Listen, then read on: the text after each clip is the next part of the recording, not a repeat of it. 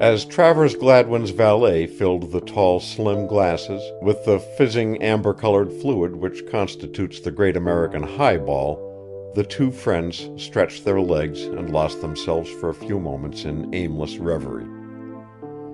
Battiato looked from one to the other, puzzled by their seriousness. He clinked the glasses to rouse them and glided them from the room. Whitney Barnes was the first to look up and shake himself free of the sober spell that gripped him. "What the deuce made you skip abroad in such a hurry, Travers?" he asked, reaching for his glass. Travers Gladwin sat up with a start, pulled a lugubrious smile, and replied, "Bored to death. Nothing interested me, living in the most commonplace, humdrum, unromantic existence imaginable.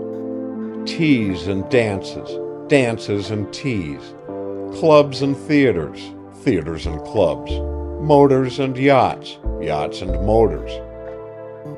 It was horrible, and I can't help thinking that it was all my dear old governor's fault. He had no consideration for me." "He left you a tidy lot of millions," drawled Whitney Barnes. Young Gladwin drained his glass, jumped to his feet, and began to pace the room, hands deep in his trousers pockets. "That was just it," he flung out. "If he'd left me nothing but a shilling or two, there'd be some joy in living. I'd have had to buckle down. There's variety, interest, pleasure in having to make your own way in the world." Whitney Barnes laughed mockingly. "Go out and tell that to the toiling masses," he chuckled, "and listen to them give you the ha-ha. You're in a bad way, old chap. Better see a brain specialist." "I know I'm in a bad way," Gladwin ran on fiercely, "but doctors can't do me any good. It was all right while I was a frolicking lamb, but after I got over the age of thinking myself a devil of a fellow, things began to grow tame. I was romantic, sentimental, wanted to fall in love." "Now you interest me," Whitney Barnes interjected, stiffening to attention. "Yes, I wanted to fall in love, Whitney, but I couldn't get it out of my head that every girl I met had her eye on my fortune and not on me. And if it wasn't the girl, it was her mother, and mothers, that is, mothers-in-law to be, or mothers that want to be in law, or what the deuce do I mean?"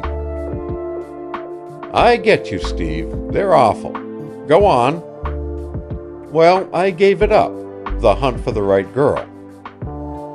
"The dickens you say! I wish you hadn't told me that." "And I went in for art," Gladwin raced on, carried breathlessly in the tide of his emotions, and ignoring his friend's observations. "I went in for these things on the walls, statuary, ceramics, rugs, and tapestries." "You've got a mighty fine collection," struck in Barnes. "Yes, but I soon got tired of art. I still hungered for romance. I went abroad to find it. I said to myself, if there's a real thrill anywhere on this earth for a poor millionaire, I'll try and find it. Make a thorough search. It wasn't any use. Every country I went to was the same. All I could find were things my money could buy, and all those things have long ceased to interest me. There was only once in all the years I've been craving a romance." "Hold up there, Travers Gladwin. You're talking like Methuselah. You've been of age only a few years." "Seems centuries. But, as I started to say, there was only once. 2 years ago, in a trolley car, right here in the midst of this heartless city. Seated opposite me was a girl, a blonde, most beautiful hair you ever saw. No use my trying to describe her eyes, clearest, bluest, and keep right on piling up the superlatives.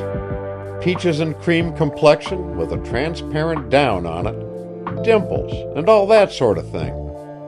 You know the kind. A goddess, every inch of her. Her clothes were poor, and I knew by that she was honest. The young man paused and gazed rapturously into space. Go on, urged Barnes. Poor but honest. I caught her eye once, and my heart thumped. Could feel it beating against my cigarette case. That's the real soulmate stuff. Go on, cried Barnes. Well, she got off at one of the big shops.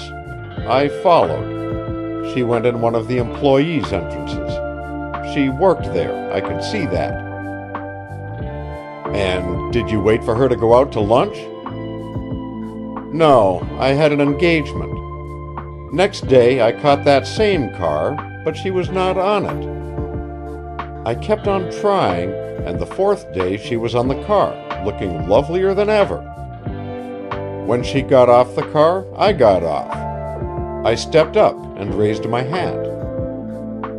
Forgive me for approaching you in this impertinent manner, I said, but I would like to introduce myself, and I handed her my card.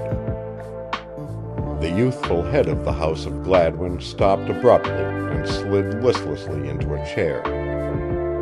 I demand to hear what she replied, insisted Barnes. It wasn't just what she said, mused Gladwin, though that was bad enough, but it was the way she said it. These were her exact words.